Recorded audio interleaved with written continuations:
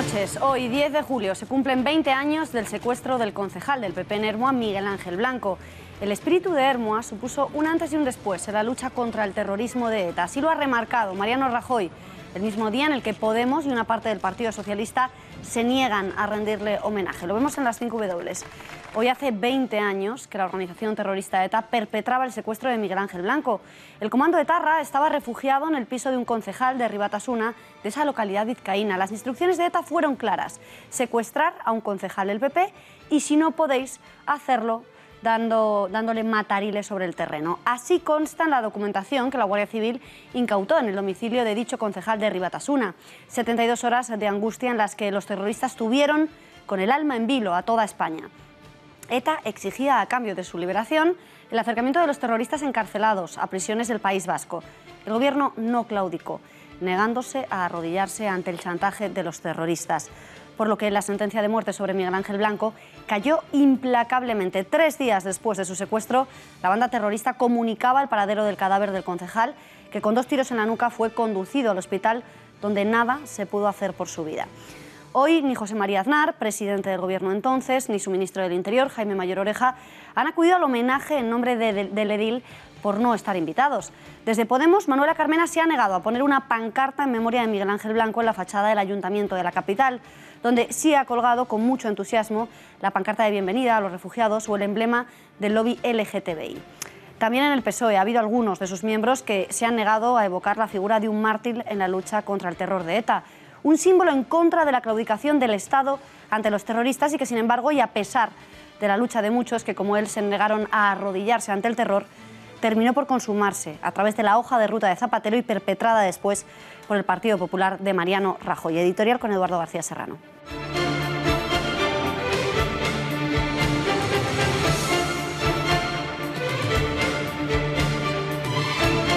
Buenas noches, Beatriz. El asesinato de Miguel Ángel Blanco no fue ni el primero ni el último.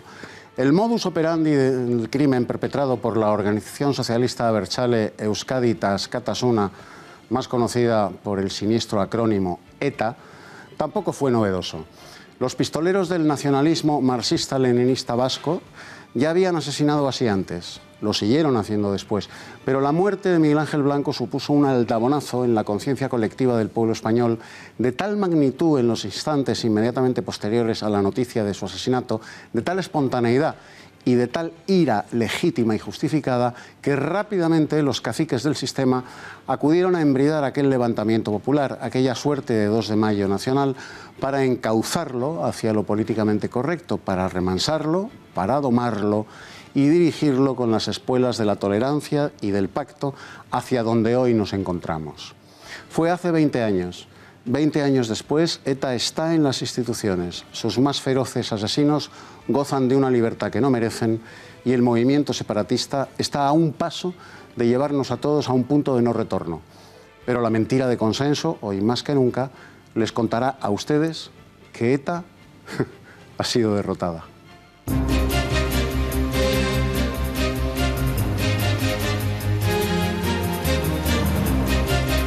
Mariano Rajoy invocará el vigente Estatuto de Autonomía catalán para recurrir la ley de referéndum ilegal. El gobierno español esperará la redacción del texto de dicha ley para llevarlo ante el Tribunal Constitucional. Varios artículos del presente estatuto, preceptos de la ONU y los dictámenes de la Comisión de Venecia contra consultas ilegales y procesos de autodeterminación serán la base del recurso que ya prepara la Abogacía del Estado. La ley y sobre todo la fuerza de la democracia, que es la fuerza de las leyes, no necesita ni sobreactuación ni sobrereacción. El secretario general del PSC, Miquel Iceta, asegura tener plena confianza en Ada Colau y su negativa a participar en el referéndum independentista ilegal, mientras Xavier Domènech asegura no tener miedo a ir a la cárcel y afirma su voluntad de votar. La alcaldesa de Barcelona, esa en la que tanto confía Iceta, dice que dará todas las facilidades posibles para que se celebre el referéndum. Tras la liberación del líder opositor venezolano, Leopoldo López, que ha salido de la cárcel para estar en arresto domiciliario, su padre y su mujer agradecen a Zapatero su mediación ante Nicolás Maduro, sin dejar de criticar que le haya dado oxígeno al tirano. Felipe González advierte de que lo único que hay que negociar con Maduro es la convocatoria de unas nuevas elecciones, mientras el ideólogo de Podemos, Juan Carlos Monedero, reitera que el régimen chavista bolivariano es un Estado de Derecho. Lloraba de la emoción de un día que soñamos por tanto tiempo y llegó el día. Le di las gracias. Lo único que hay que negociar es cómo se va a elecciones para que el pueblo se manifieste. Europa se rompe por las políticas de sus respectivos gobiernos nacionales dictadas desde la Unión Europea, fundamentalmente por las puertas abiertas a la inmigración y a los refugiados. Alemanes, franceses, italianos y belgas muestran su absoluto rechazo a estas decisiones del Parlamento y de la Comisión Europea en las últimas encuestas, que vienen a certificar ni más ni menos lo que ya hace años advirtió Europol, que el flujo masivo de inmigrantes y refugiados es un peligro para el viejo continente. But it would be a big mistake to just believe that the threat is coming from outside. We have a lot of people prone to be prone to radicalization inside Europe. We have sophisticated network.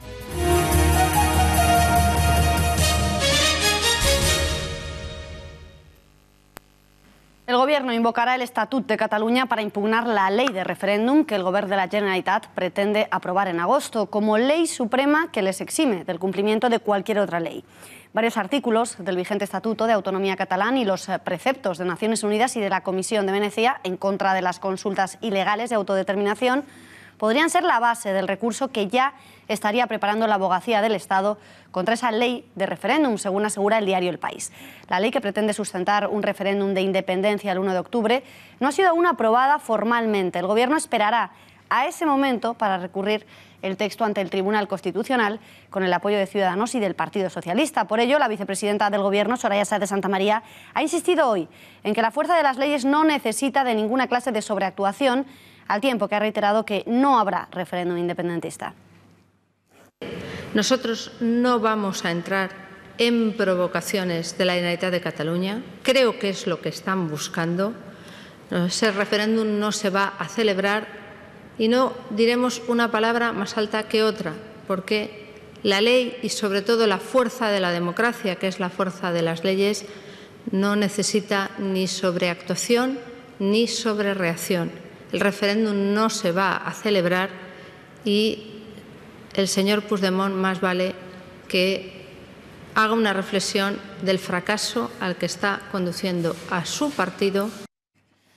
¿Basándose en qué partes del Estatut podría el Gobierno anular la ley del referéndum? Se lo preguntamos ya a Rafael Murillo, catedrático de Derecho Constitucional de la Universidad San Pablo CEU. Conectamos con él en directo. Señor Murillo, muy buenas noches. Buenas noches. Pues empezamos, si le parece, por ahí. ¿En base a qué partes del Estatuto Autonómico catalán, el vigente, podría el Gobierno desautorizar la ley que pretende utilizar el Gobierno para celebrar ese referéndum? Pues, en primer lugar, claramente, el propio Estatuto de Autonomía de Cataluña, en su artículo 29, recoge un solo procedimiento de consulta popular en cuanto a la posibilidad que tienen los ciudadanos de manifestarse sobre una opinión con trascendencia política. Por lo tanto, esa trascendencia política sería dentro del ámbito de las competencias que tenga la comunidad autónoma. Y una de las competencias que no tiene la comunidad autónoma es su capacidad de declararse independiente. La nueva ley que quieren aprobar o crear determina que es vinculante y que determina su finalidad única y exclusiva es para determinar esta decisión de independencia del resto de España. ¿Y dice algo concretamente el Estatuto sobre la celebración de referéndums o la ausencia de ello es precisamente lo que les impide a los separatistas celebrarlo? Efectivamente, el Estatuto de Autonomía de Cataluña, en el artículo 29, nunca habla de referéndum. Si bien la normativa de desarrollo, que una de las primeras normas sobre consultas populares fue declarada inconstitucional y la actualmente vigente, habla de consultas populares por vía de referéndum, que es un concepto quizá demasiado técnico para poderlo explicar ahora, pero efectivamente solamente se podría aplicar la consulta popular, nunca referéndum, en cuestiones que afecten exclusivamente al ámbito de las competencias que tiene la comunidad autónoma. Y por lo tanto, dentro de las competencias que tiene la comunidad autónoma, no se encuentra nunca recogida la capacidad que tenga de poder declararse independiente del resto del Estado español. Por otra parte, en esa ley se dice que es una ley suprema, por encima incluso de la Constitución. ¿Cómo es eso posible? Nunca. Todas las normas de las comunidades autónomas, su legislación que tienen es una legislación, podemos decir, de segundo nivel. La competencia que tiene legislativa viene determinada por la aprobación por parte de las Cortes Nacionales de un estatuto de autonomía mediante una ley orgánica. Por lo tanto, es una legislación, en cierto modo, solamente basada en las competencias que recoge ese estatuto de autonomía y, por lo tanto, nunca podrá ser supraconstitucional. Ninguna norma puede estar por encima de la Constitución y determinar aquellos elementos o conceptos o ideas o regular determinadas materias que no estén estructuradas dentro del texto constitucional. Las leyes europeas también son contrarias a los referéndums de autodeterminación, ¿no es así? Bueno, efectivamente, la legislación europea no participa de la idea de la independencia de ciertos territorios por parte de estados que formen parte de la Unión Europea. Incluso la propia característica que tiene fundamentalmente es que los estados se mantengan como tales y siempre han sido formados y han estado configurados. Por lo tanto, efectivamente, no existe ninguna vinculación por parte de los tratados y los acuerdos internacionales dentro de un estado configurado históricamente la posibilidad de crear elementos de independencia de ningún momento, salvo que se pueda recoger así. Y recuerdo ahora exclusivamente el derecho de independencia o de segregación o esa cuestión cuando hacía referencia a la constitución de la extinta Unión Soviética, pero por lo demás ninguna normativa internacional ni nacional permite el derecho de secesión de un territorio de un Estado nacional. Por último, señor Murillo, en la ley que pretende aprobar Puigdemont se asegura que para la elaboración del censo no es necesario el consentimiento de los ciudadanos. ¿No supondría eso una vulneración de la ley de la protección de datos? Pues mire, efectivamente yo creo que no supondría. ¿Por qué? Por una razón muy sencilla, porque la configuración del censo electoral proviene fundamentalmente del padrón municipal y el padrón municipal es una obligación que hay. Y todos los ayuntamientos tienen la obligación de remitir al a la oficina del censo electoral las modificaciones que se ha podido producir en el padrón municipal. Por tanto, técnicamente y desde este punto de vista no existe una vulneración de la ley de protección de datos, genéricamente hablando. Lo que ocurre es que solamente en procesos electorales o procesos que puedan ser fruto de un referéndum, como puede ser la aprobación del Estatuto de Autonomía en Cataluña, que exige referéndum, en ese sentido será la Junta Electoral Central, a través del censo electoral, el que facilita el censo electoral a la comunidad autónoma correspondiente, pero es a través de este mecanismo. Por lo tanto, la creación de un propio sistema de censo electoral, en ese caso, a lo mejor vulneraría el derecho a la protección de datos. ¿Por qué? Porque tendría que crearse artificialmente, no podía partir de obligar a los ayuntamientos a que cedan a la Generalitat de Cataluña, porque tampoco tiene competencia en esa cuestión de ceder datos que obligue a los ayuntamientos a que cedan los datos del padrón municipal a Generalitat de Cataluña. En este caso sí podría vulnerar un derecho fundamental como es la protección de datos de carácter personal. Señor Murillo, gracias por habernos ayudado a conocer con la ley en la mano cómo se puede parar a los independentistas y muy buenas noches. Muy buenas noches, muchas gracias.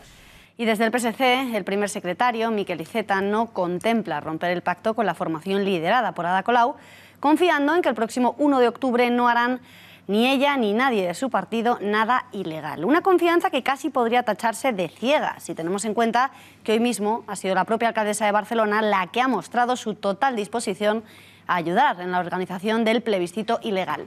Tanto es así que ha garantizado su respaldo al afirmar que pondrá todas las facilidades para que se vote en la fecha marcada por los separatistas. Su número 2, Xavier Domènech, ha recogido rápidamente el guante, mostrando su determinación a acudir a las urnas y desafiando al Estado a que le encarcele, pues él dice no tiene ningún miedo.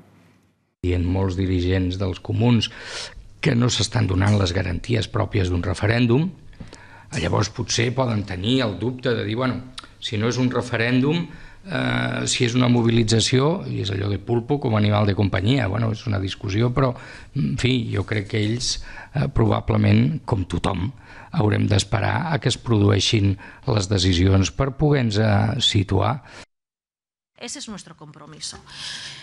Luego está la convocatoria del 1 de octubre. La convocatoria del 1 de octubre bueno, pues hay algunas dudas, porque todavía no conocemos todos los detalles y se han expresado algunas dudas por parte de Catalunya en Comú y de muchísima otra gente y de muchísimos otros espacios políticos. Entonces, partiendo de nuestro máximo compromiso con que se pueda hacer un referéndum efectivo y con cualquier movilización por el derecho a decidir, sea lo que sea el 1 de octubre, ya hemos dicho que apoyaremos.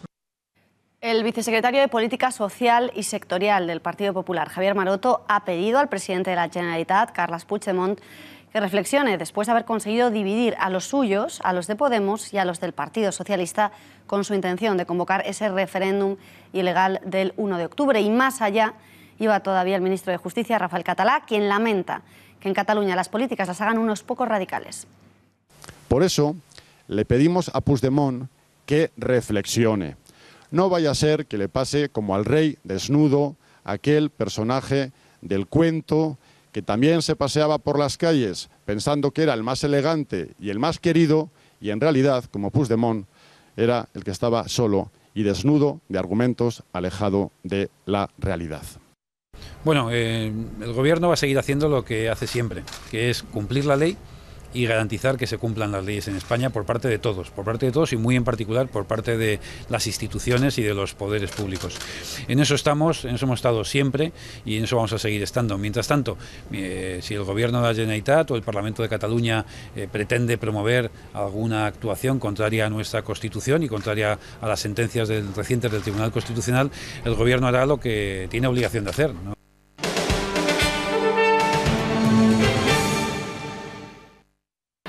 Decidió por propuesta integral, contundente de la Comisión por la Verdad, la Justicia y la Paz, presidida por nuestra camarada Delcy Rodríguez, quien elevó un informe a mi persona, el cual fue aprobado por mí y se introdujo en el Tribunal Supremo de Justicia.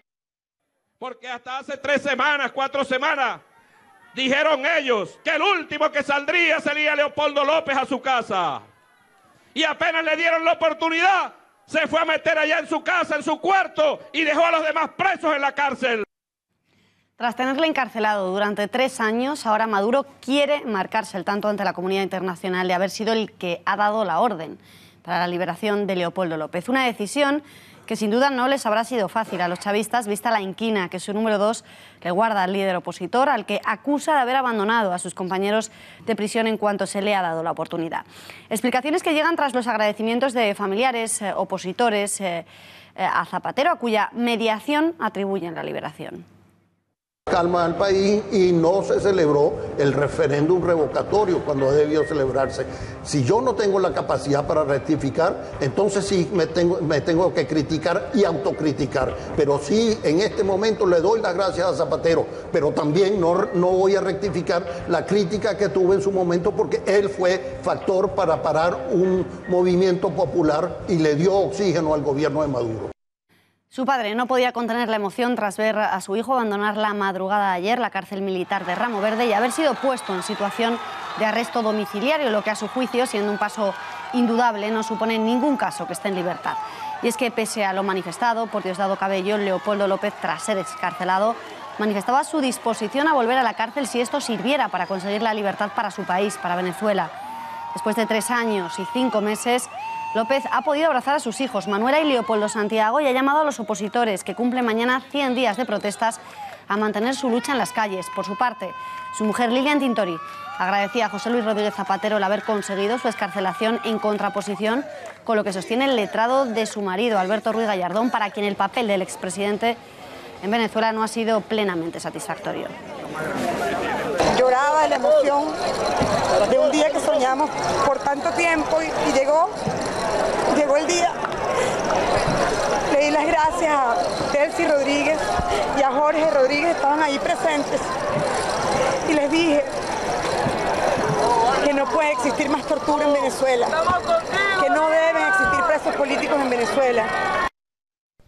Era una decisión inevitable. Era tanta la presión internacional y la presión interna de la inmensa mayoría de la población venezolana que ha sido consciente de que no podía seguir sosteniendo su detención ilegal. No podemos hablar de libertad porque sigue preso en su domicilio, pero sí de un avance rotundo en la constatación de la decadencia de la dictadura. Zapatero se convertía también en protagonista de la rueda de prensa. Cristina Narbona, le ha agradecido en nombre del secretario general Pedro Sánchez su mediación en la liberación del líder opositor. El reconocimiento expreso de la Comisión Ejecutiva Federal a la labor del presidente José Luis Rodríguez Zapatero, que ha conseguido que Leopoldo López esté no ya en la cárcel, sino en arresto domiciliario. Queremos trasladarle de forma pública nuestro agradecimiento y nuestro reconocimiento. Ayer el secretario general, Pedro Sánchez, tuvo ocasión de hacerlo de forma directa en conversación con él, igual que tuvo la oportunidad de enviar un mensaje de felicitación a su esposa. Nada que ver con la opinión de otro líder del socialismo. Felipe González ha afeado el papel de Zapatero al considerar que para lo único que hay que hablar con el tirano Maduro es para fijar una convocatoria de elecciones. La gente necesita ayuda humanitaria y lo único que hay que negociar es cómo se va a elecciones para que el pueblo se manifieste. Y si para Gallardón o para González el papel desarrollado por Zapatero en Venezuela ha sido poco satisfactorio, insuficiente y entorpecedor, aún se han mostrado mucho más duros con la actitud manifestada por el secretario federal de Izquierda Unida. Abiertamente, Alberto Garzón ha lamentado la excarcelación de López al considerar que es responsable de desórdenes y manifestaciones en Venezuela. No es la primera vez que el líder de Izquierda Unida muestra su rechazo, su condena hacia López, al que más de una ocasión se ha referido como un delincuente que merecía estar entre rejas. Sin embargo, estas últimas declaraciones han llamado la atención por ser la prueba de que en este asunto Garzón está muchísimo más cerca de sus socios de coalición, de Podemos, que de la democracia. Tanto es así que se suma la opinión de Monedero, que manifiesta que en Venezuela hay un Estado de Derecho y que funciona. La liberación del golpista Leopoldo López es una buena noticia si contribuye a la paz y al diálogo en Venezuela. Ojalá así sea. Es muy desafortunado, ¿no?, que gracias a la mediación internacional Leopoldo López haya finalmente, ¿no?, obtenido un arresto domiciliario y que su primera declaración sea aquí hay que seguir echando gasolina. Y lo que demuestra es que la oposición venezolana es la que secuestra helicópteros y dispara contra el Tribunal Supremo, prende fuego a chavistas, asesinan al juez que ratificó la condena de Leopoldo López. Es que pensemos las cosas que estamos observando.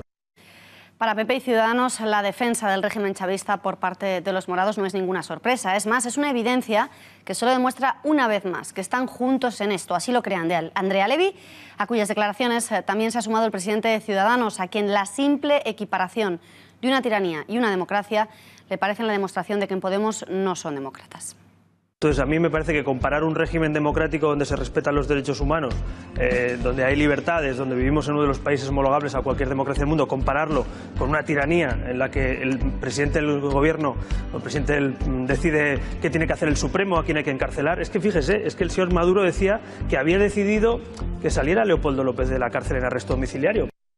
Bueno, yo creo que tienen que dar este tipo de titulares a los que ya nos tienen acostumbrados, porque ellos están del lado de la dictadura, en lugar de estar del lado de los demócratas. Nosotros nos alegramos, como no puede ser de otra manera, de que el pueblo de Venezuela tenga un pequeño triunfo, como es, por ejemplo, la excarcelación.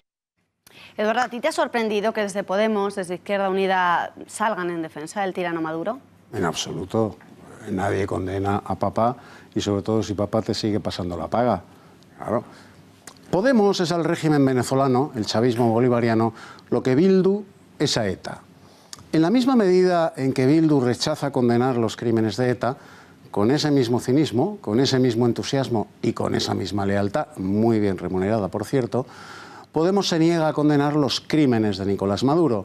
En la misma medida en que Bildu proclama que ETA luchaba por la democracia y la libertad de los vascos y que su lucha armada, como ellos ampulosamente denominaban al asesinato cotidiano, tenía como objetivo liberar a Euskadi del fascismo español, Podemos afirma, como ya hizo Monedero, que todos los opositores al chavismo bolivariano son fascistas y por lo tanto Nicolás Maduro hace muy bien en reprimirlos, perseguirlos y encarcelarlos. Para Bildu, las víctimas de ETA no eran más que enemigos de la patria vasca. Para Podemos, los muertos en las manifestaciones de la oposición al régimen venezolano y sus líderes encarcelados no son más que enemigos del pueblo y de la revolución bolivariana. Bildu jamás condenará a Chapote, a la Tigresa, al carnicero de Mondragón ni a ningún otro criminal de ETA, de la misma manera que Garzón, Monedero y Pablo Iglesias jamás condenarán ni a Nicolás Maduro ni a ninguno de los asesinos de la libertad del pueblo venezolano. Pues es la opinión de Eduardo García Serrano, que nosotros queremos sustentar con algunos datos. Si bien es cierto que, según la mayoría de expertos, el estatus de dictadura no se puede aplicar a Venezuela, al no haber sido totalmente suprimida la oposición, ya en 2016 Venezuela fue incluida en el segmento de naciones no libres que cada año elabora la ONG Freedom House, con un índice de libertades por debajo de 30. Veamos qué no pueden hacer los venezolanos en la Venezuela de Maduro. Bueno, pues según esta misma ONG, encargada de clasificar a los países, en Venezuela no hay una independencia de las instituciones, no hay tampoco un respeto a los derechos humanos, tampoco un respeto a los principios democráticos. No hay un gobierno que tome decisiones basadas en el respeto institucional. No hay ningún tipo de estructura realmente posible del ciudadano para poder defender sus derechos, sino un poder judicial que no solo está siendo usado para bloquear el funcionamiento de la Asamblea Nacional, sino que está siendo usado como una herramienta de represión en contra de los ciudadanos. Hay derechos, dice esta ONG, que se están violando en Venezuela, que ni siquiera en Cuba se están violando. Es una situación realmente caótica. Esa era la conclusión del informe. Se trataría, por tanto, de un régimen a un paso de la dictadura y que emula a muchas de ellas, también en su lenguaje y en su estructura. Por ejemplo, pues desde el uso de la palabra camarada, muy utilizada en los regímenes comunistas, fascistas y nacionalsocialistas. Y si ya nos vamos a lo macro, se aplica, por ejemplo, el esquema utilizado por Vladimiro Montesinos y Alberto Fujimori en Perú, donde los cuarteles están por encima de la administración civil, y en lo micro, en que hay una inspiración en los CDR cubanos, los soviets. En Venezuela tampoco existe la libertad de prensa, lo que ha provocado la más feroz campaña internacional de desinformación, de manipulación y de falseamiento de la realidad de la que haya sido víctima Estado alguno. No lo decimos nosotros, lo asegura así el secretario general de la Organización de Estados Americanos, que acusa directamente a Maduro de haber impedido a través de toda clase de trabas oficiales la realización de un referéndum sobre su permanencia en el poder. Una traba, que es lo que ha hecho él, poner trabas, pero en realidad está reflejado en la Constitución y se lo ha saltado. Todo ello sumado a las encarcelaciones por motivos ideológicos, a los asesinatos también masivos con los que desde hace meses hemos visto está llevando a cabo el régimen chavista contra todos aquellos que osan manifestarse en las calles. Y si quieren saber qué significa un gobierno de Podemos, miren a Venezuela. Ese era el otro titular que en su entrevista con ABC dejaba Alberto Ruiz Gallardón a los lectores españoles para que reflexionaran. Esta noche estará en El Gato al Agua y estamos seguros dejará muchísimos más titulares. El problema está en que ellos se están defendiendo a sí mismos. Si alguien en España quiere tener una idea de qué significaría un gobierno de Podemos, lo único que tiene que hacer es levantar la mirada y mirar a Venezuela, porque lo que ocurre en Venezuela es lo que Podemos quiere que ocurra en España. Pues no estoy segura, pero a mí no me gusta nada.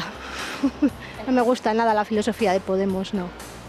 Hombre, esperemos que no llegue. Hombre, nosotros tenemos ya 30 años de democracia, más de 30 años de democracia, y bueno, yo espero que nos sigamos en ese camino. Pues Podemos no, porque si vamos a votar a Podemos, igual que vamos a votar a Chávez. Puede ser. Puede ser que un poco más rígido sí que sea la política aquí en España. O sea, que promete mucho, pero luego no sabemos cómo va a salir, así que quién sabe. Es muy jodido que pase en España algo como lo que está pasando en Venezuela con todo el dinero que hay aquí. No creo que hasta tal extremo, pero un poco sí, a lo mejor, no sé.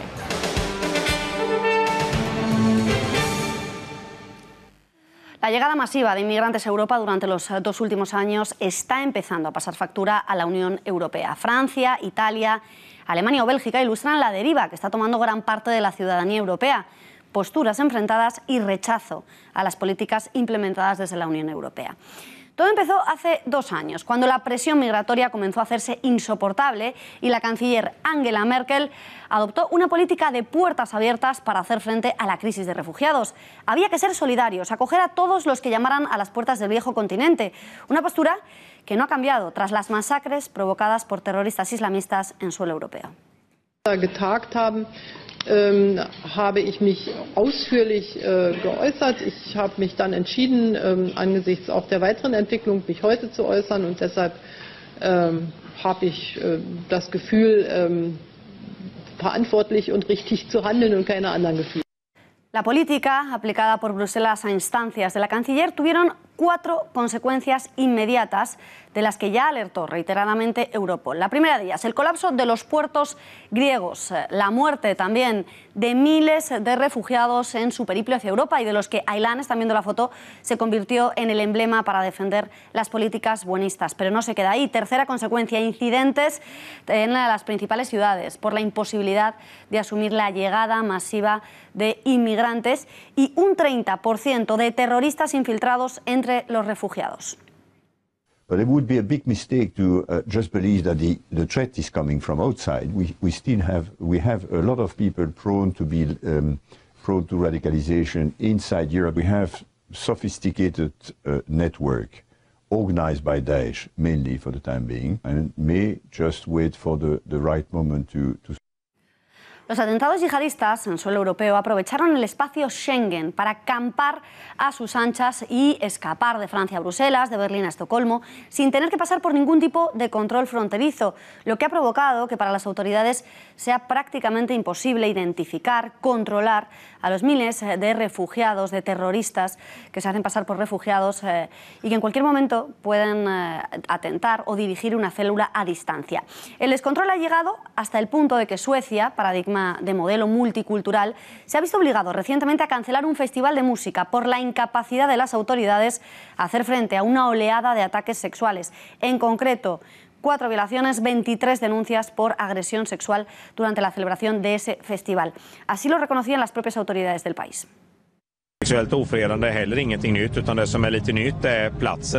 Recuperar nuestras fronteras nacionales inmediatamente. Tengo frente a mí a la gran sacerdotisa del miedo. Francia será gobernada por una mujer, ya sea yo o la señora Merkel. La política de puertas abiertas ha empezado a pasar factura a los principales países comunitarios y la prensa lo oculta, narrando los atentados como hechos aislados que nada tienen que ver con el fundamentalismo islámico. En Francia, en Italia, en Alemania, la fractura social es evidente, se empieza a palpar en la sociedad. En Reino Unido también se vive una situación similar y los problemas se han trasladado desde Londres hasta ciudades del norte del país como Birmingham o Manchester. Pero vamos a ver casos concretos. La brecha con el Islam es insalvable y prueba de ello es nuestro país vecino, que tras haber sido golpeado reiteradas veces por el terrorismo islámico, no se muestra tan comprensivo como querrían en Bruselas. Según las últimas encuestas, el 74% de los franceses considera que los musulmanes quieren imponer su modo de vida a la sociedad francesa. Un 65%, ahí es nada, se muestra a favor de políticas encaminadas a reducir la inmigración en Francia y el 60% considera que los valores del Islam son absolutamente incompatibles con los de la sociedad francesa. A todos ellos se suman los ciudadanos que acusan directamente a los inmigrantes musulmanes de no querer hacer ningún tipo de esfuerzo por integrarse.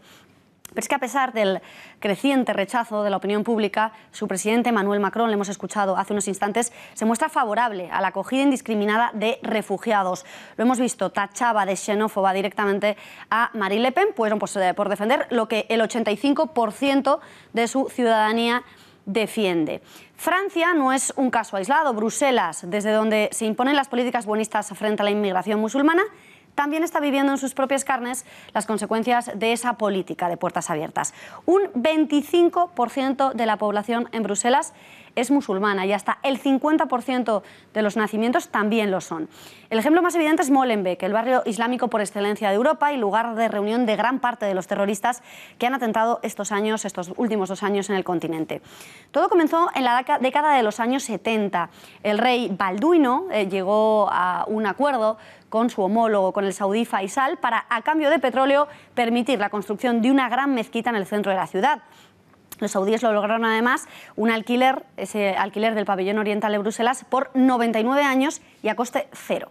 Estas cifras han despertado críticas en muchos sectores políticos. Es el caso, por ejemplo, del parlamentario belga Philippe de Winter. Responsible the last few months for the attacks, the terrorist attacks in Paris and also on the airport of Brussels only 2 months ago. Western civilization faces extension because of mass immigration, because of multiculturalism and because of Islamization. Y terminamos con Italia, donde sus ciudadanos también parecen estar empezando a cansarse de la inmigración musulmana. La crisis de refugiados, las irresponsables decisiones tomadas por Bruselas podrían parecer el inicio de la situación, pero es que hay que remontarse tiempo atrás con el comienzo de las primaveras árabes. La ausencia de gobiernos estables hacía imposible negociar un acuerdo migratorio y las mafias se aprovecharon de ello. La controversia está ahora servida en las calles. Hace apenas 6 años, el 71% de los italianos se mostraba partidario de conceder la nacionalidad a los hijos de inmigrantes nacidos en Italia. Hoy ese porcentaje es opuesto. La mayoría, en concreto el 54%, se opone. El propio presidente de la empresa demoscópica Ipsos, Nando Pagnocelli, aseguró que los riesgos de seguridad, no solo por lo que se refiere a episodios de microcriminalidad como atracos, robos en apartamentos o pequeños traficantes de drogas, sino también por la posible presencia de terroristas, generan un rechazo absoluto entre los italianos. Pues parece que los dirigentes, Eduardo, no terminan de darse cuenta del problema que sí perciben los ciudadanos. Claro, porque ellos no padecen las consecuencias de ese problema, las padecemos los ciudadanos de a pie. Ningún proyecto político, cualquiera que sea su dimensión, puede construirse sobre la desafección del pueblo al que está destinado. La suplantación de las soberanías nacionales de las grandes naciones europeas en beneficio de una suprasoberanía continental europea está siendo o el principio del fin de dicho proyecto, esclerotizado en su hipertrofiada burocracia, o el inicio de una irremediable metamorfosis de la Unión Europea, de cuya crisálida habrá de salir otra entidad política con la que los ciudadanos de las naciones del viejo continente sí se sientan identificados. Ningún disolvente es capaz de aglutinar a nada ni a nadie. Eso es la Unión Europea, un disolvente de la soberanía y de la identidad de las naciones europeas, de las grandes y de las pequeñas, pues hasta estas son herederas y a la vez legatarias de la historia y de la civilización más grandes de la humanidad, Europa. Por eso sus ciudadanos muestran su desafección, de momento, Alemania, Francia, Bélgica, Italia y el Reino Unido, que ya ha dicho que se va, ante la barra libre de admisión de inmigrantes y refugiados dictada por la Unión Europea en contra de la voluntad de los pueblos que la componen, que son los que padecen en su cotidianidad las consecuencias directas de esos flujos ajenos a nuestro modus vivendi, que lejos de integrarse se aglutinan en guetos, tratando de imponernos sus costumbres mediante un abierto y violento rechazo de las nuestras, de nuestras leyes y de nuestra religión, en definitiva, de todo lo que somos.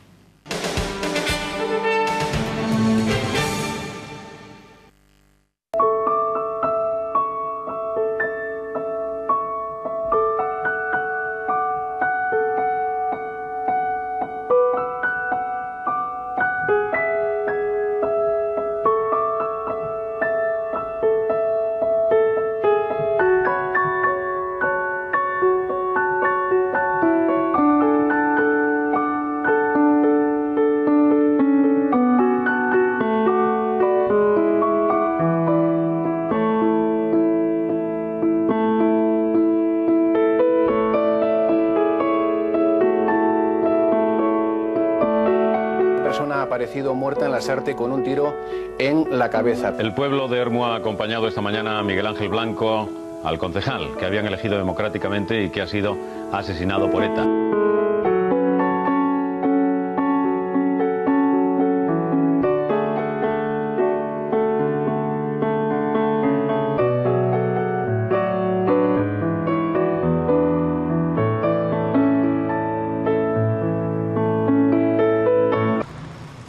Sigues dejando huella. Es el lema elegido para el 20 aniversario del secuestro y posterior asesinato de Miguel Ángel Blanco. El PP no ha querido perderse la foto que le brindaba esta efeméride, a pesar de que desde las principales asociaciones de víctimas aseguran sentirse defraudadas y traicionadas con el actual Ejecutivo. El presidente del Gobierno, Mariano Rajoy, ha presidido en la puerta de la sede nacional de Génova un homenaje en memoria del edil.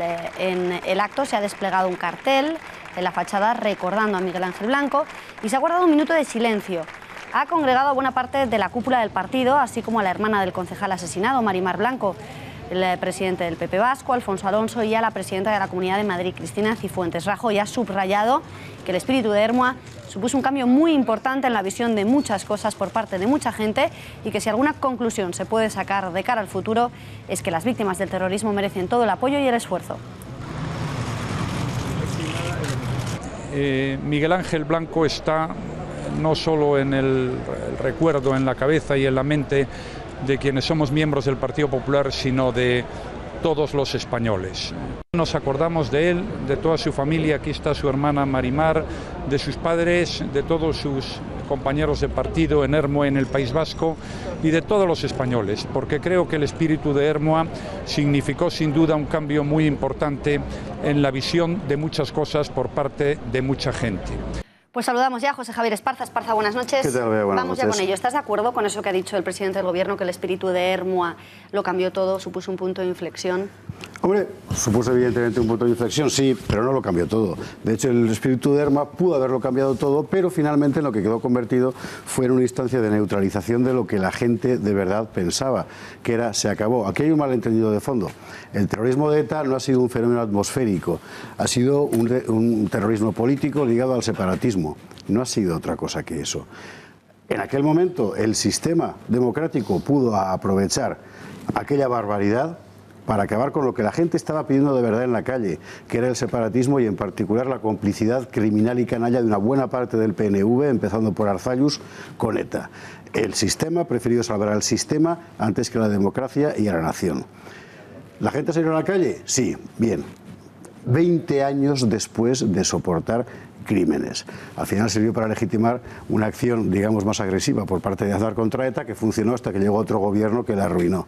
¿Qué quieres que te diga? Yo estaba allí, en fin. Eduardo, y si en este país hemos vivido cosas pues como el secuestro y asesinato de Miguel Ángel Blanco, absolutamente pues eso, televisado, con la fecha y marcado esa cosa tan macabra de anunciarlo, ¿cómo es posible que luego el Estado termine claudicando? Pues porque precisamente lo que sucedió en los instantes inmediatamente posteriores a la muerte de Miguel Ángel Blanco, a comunicar oficialmente la muerte de Miguel Ángel Blanco, ese movimiento, esa suerte de 2 de mayo, ese movimiento espontáneo del pueblo español, que acudió en masa, fundamentalmente en Vascongadas y en Navarra, a echarse a la calle sin nadie que lo liderase más que él mismo, su propia voluntad, su propia fuerza, su propia potencia. Aquel movimiento espontáneo, lleno de una ira absolutamente justa, legítima y justificada, asustó tanto a los caciques del sistema que acudieron raudos a embridar aquel movimiento de una potencia enorme para que no se transformase en una fuerza activa que hubiera acabado con ETA en poco tiempo. Pues rapidísimo, Esparza, nos queda un minuto, pero un minuto para todos, 40 segundos. Me gustaría saber, ¿el gobierno se mantuvo firme ante este chantaje o es que estaban negociando y se les fue de las manos? Hasta donde yo sé, el gobierno se mantuvo firme sencillamente porque no se podía negociar. No había nada que negociar, habría sido una catástrofe negociar. Pues Eduardo García Serrano, gracias una noche más. Muy buenas noches. José Javier Esparza, gracias. Nos marchamos, les dejamos, ya lo saben, tiempos modernos. Gracias, reposiciones. Gracias por nada. Y el gato al agua, un gato al agua que no se pueden perder, va a estar Alberto Ruiz Gallardón, no se lo pierdan y nosotros volvemos mañana a las 8:30.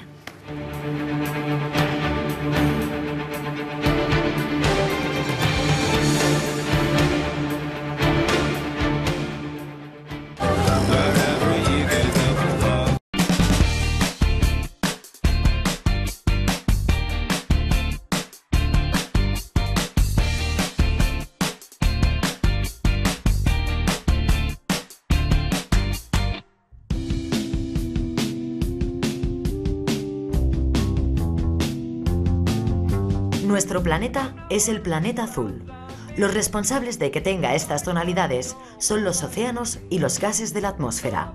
Además, gracias al agua y al aire, se dan las condiciones adecuadas para que se desarrolle y se mantenga la vida.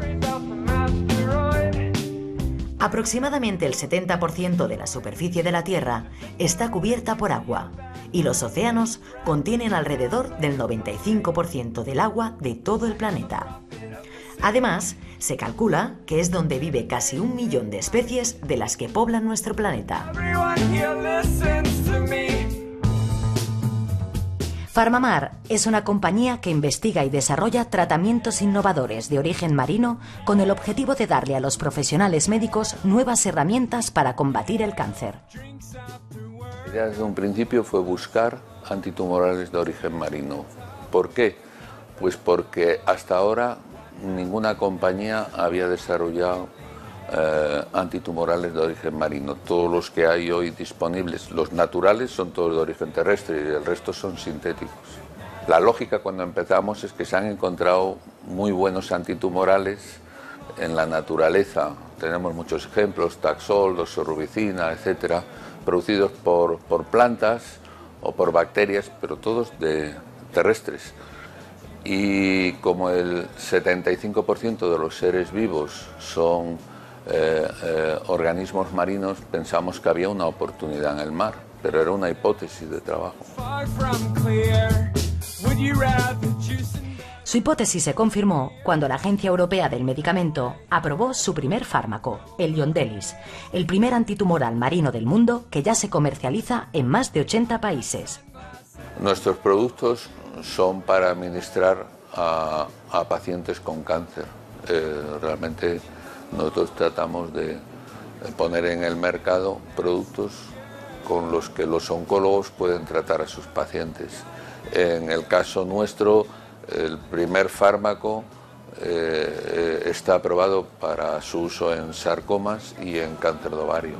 Y el segundo fármaco, que hemos tenido resultados positivos en mieloma múltiple, si se aprueba, estaría aprobado para tratarse en pacientes con mieloma múltiple.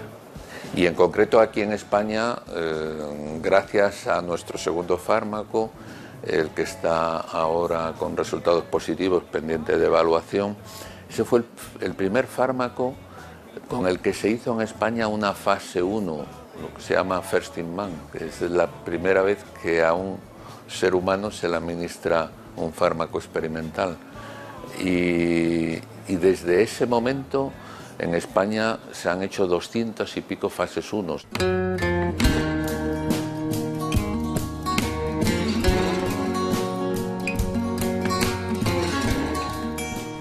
Cuentan con 6 filiales en Europa y un centro de actividad en Estados Unidos para poder responder mejor a las necesidades de cada país. Los que investigaron al inicio la molécula ven cómo está habiendo resultados en pacientes con cáncer.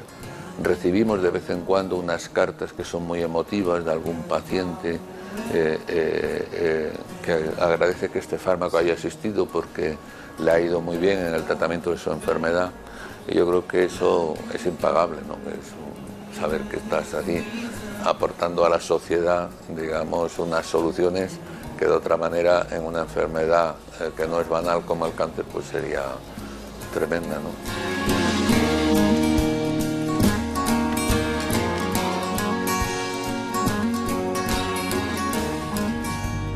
El azul es uno de los colores que goza de más popularidad. Es un color que nos tranquiliza y que se asocia con nuestra parte más intelectual.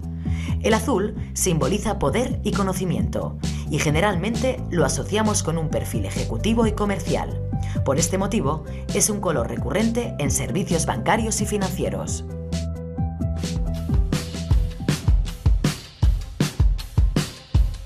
En un mercado tan dinámico como en el mercado de las inversiones, es recomendable contar con asesoramiento. Profesionales como ARC Trader ayudan en los procesos como trading, ayudando a gestionar los ahorros e inversiones.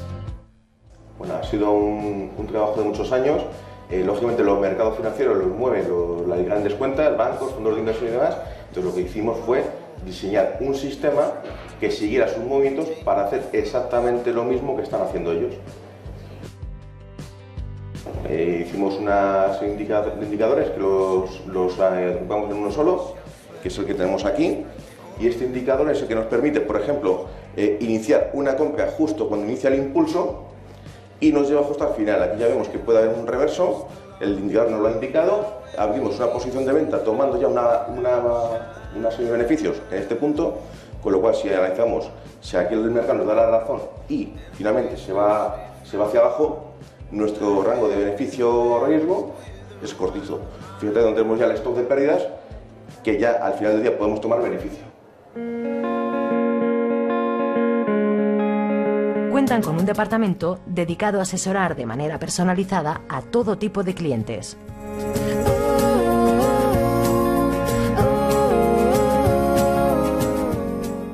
Normalmente los brokers suelen trabajar con personas que conocen bien este tipo de sector, que se manejan sus cuentas, y nosotros hemos querido dar entrada a ese tipo de cliente de perfil más ahorrador, de un perfil económico un poquito más bajo, y hemos querido dar entrada a ese tipo de clientes para que pueda también participar de la rentabilidad que el mercado nos puede ofrecer. Como siempre decimos, claridad, sencillez para el cliente y poder dar participación a esa tipología de cliente que nunca ha podido participar de este tipo de productos de forma clara, sencilla y muy transparente. Ese es nuestro lema. El ámbito de inversiones no es el único en el que se mueve ARC.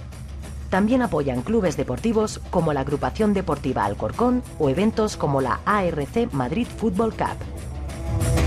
Nosotros no sabemos realmente dónde podemos tener el techo, porque somos una empresa joven, estamos empezando, con lo cual el tiempo nos irá diciendo hacia dónde podemos llegar. Sí tenemos claro cuáles son los objetivos los tenemos marcados a 5 años, pero realmente iremos viendo. Sí queremos ser muy partícipes de lo que estamos haciendo, que es también dar cabida a la parte deportiva, a patrocinios deportivos de ciertos clubes. Estamos ahora aquí en el Estadio Santo Domingo de Alcorcón, somos el patrocinador principal de la Agrupación Deportiva Alcorcón en la segunda división. Somos el patrocinador también del fútbol sala femenino aquí de Alcorcón. También tenemos al rugby, ¿de acuerdo?, patrocinándolo. Tenemos también al Colmenarejo en segunda división de fútbol sala femenino, también nos gusta bastante. Y también tenemos el patrocinio de una escuela de niños en Costa de Marfil. Llevamos 2 años y medio apoyando a AFI, ¿de acuerdo?, y seguimos ayudando y patrocinando allí, pues intentando también pues captar algo de talento y sobre todo dar una serie de oportunidades a esos niños que de otra forma pues seguramente no podrían tener ciertas cosas que nosotros intentamos facilitarles con las personas que están allí trabajando con ellos.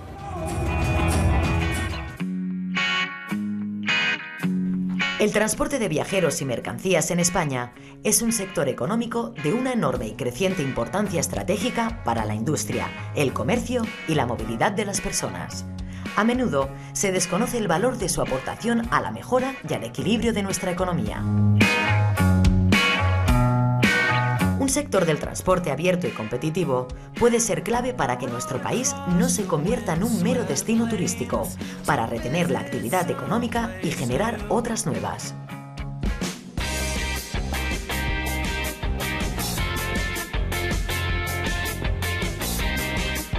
En 1984, la familia de Santisteban decidió introducirse en el mercado de la logística internacional creando su propia empresa, Voss Continental. Actualmente, y ya con la segunda generación al mando, aún recuerdan sus inicios con ilusión.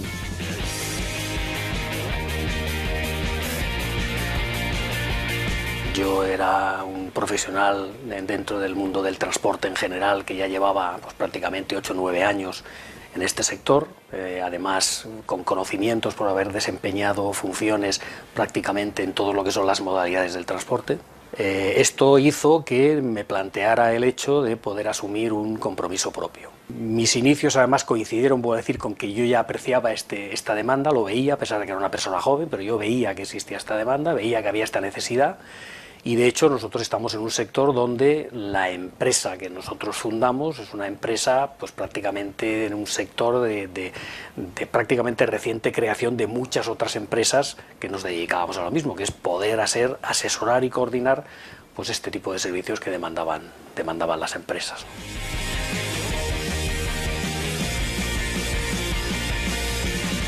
Esta empresa familiar se ha convertido en uno de los más activos operadores de logística en España, ofreciendo transporte internacional de mercancías de todo tipo.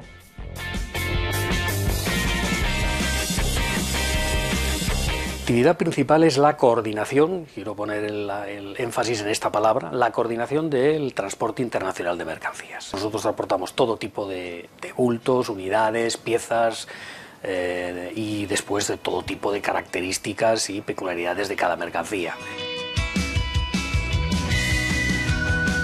Las exigencias de un mercado cambiante han hecho que las empresas del sector tengan que buscar estrategias para llegar a más sitios y de mejor manera. Hoy, después de muchos años, ya son 30 y tantos, sí podemos pensar que existe una forma de llevar la empresa. Nosotros hoy sí tenemos este ideario Y bueno, pues pensamos que es un ideario que fundamentalmente se basa en que siempre hemos querido que la gente que trabaja con nosotros, compañeros de trabajo, da igual distintamente de las categorías, pues se sientan involucrados con lo que hacen. De que la gente al involucrarse, pues de una manera o de otra, se haga partícipe de los éxitos de la empresa y prospere con la empresa. Tienen claro que la confianza y el compromiso son fundamentales para el correcto desarrollo de los negocios. Que la empresa tiene que crecer diversificando, es decir, no dedicándose exclusivamente a lo que se dedica y ir cambiando paulatinamente su estatus. ¿Qué estatus? Pues de un estatus de coordinación, que es lo que es la actividad principal de la empresa, la que lo creó, a un estatus ya de actor, es decir, crecer diversificando y ejecutando ya directamente distintos servicios que la empresa ha venido siempre subcontratando. ¿Qué deseas para el futuro? Yo para el futuro lo que quisiera es que pasaran otros 30 y tantos años igual. Si pueden pasar otros 30 y tantos años como los que han pasado, para mí ya es una buena perspectiva de futuro.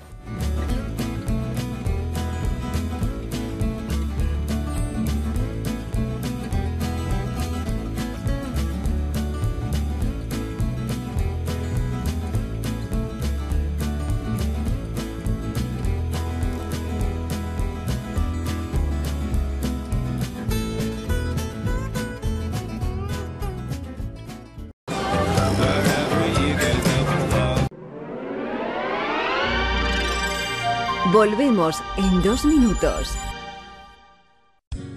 Solnatura es un centro de naturopatía, alimentación saludable y complementos alimenticios.